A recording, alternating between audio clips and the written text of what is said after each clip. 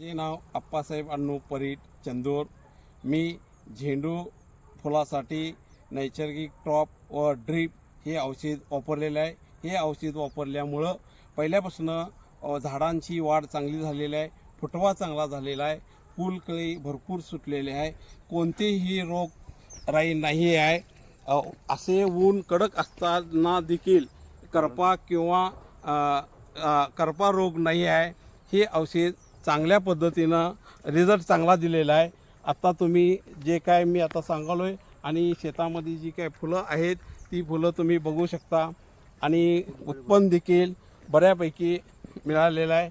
आम्ही फुलकळी जवळजवळ 70 पेक्षा जास्त आहे।